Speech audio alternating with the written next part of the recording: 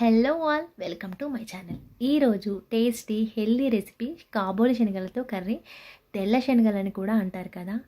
ఇది హెల్దీగా టేస్టీగా ఎలాంటి రెడీమేడ్ మసాలాలు లేకుండా ఇంట్లోనే టేస్టీగా ఎలా చేయాలో చూపిస్తాను.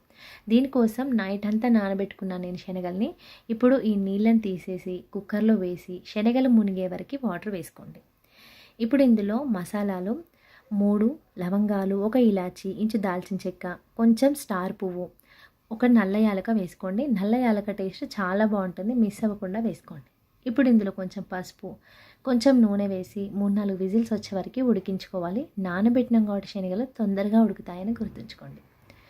ఇలా ఉడికించి పక్కన పెట్టుకోండి. ఇవి మరీ పలుకుగా ఉండద్దు, మరీ సాఫ్ట్గా ఉండద్దు, ఈ విధంగా ఉడకాలి. అప్పుడే టేస్ట్ బాగుంటుంది కర్రీ. గ్రేవీ కోసం మీడియం సైజులో ఉండే టమాటాలని కట్ చేసుకొని మెత్తని పేస్ట్లా చేసి పక్కనుంచుకోండి.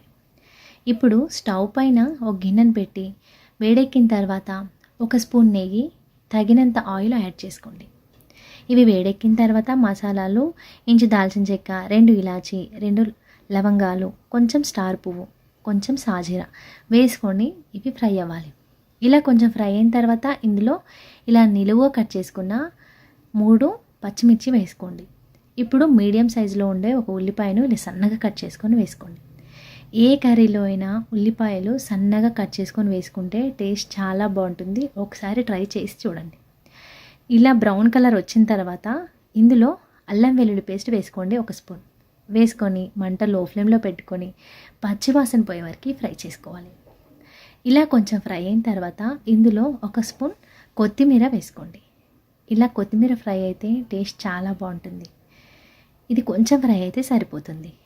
ఇప్పుడు ఇందులో తగినంత పసుపు వేసుకోండి.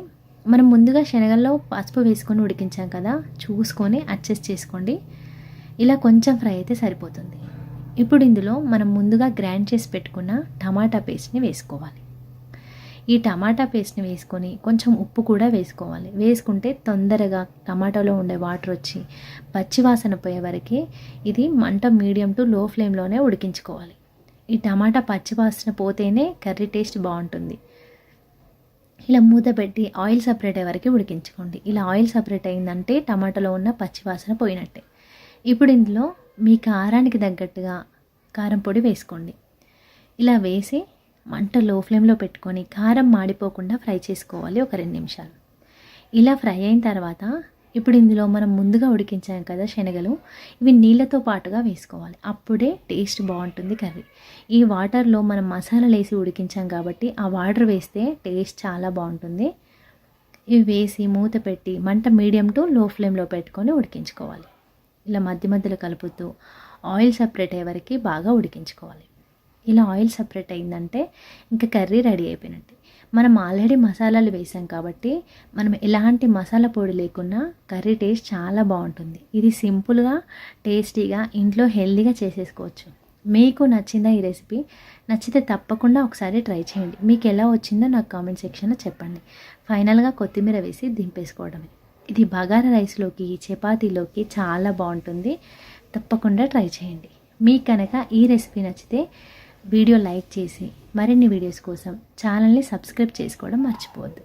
Thank you for watching. Please subscribe to my channel. Thank you.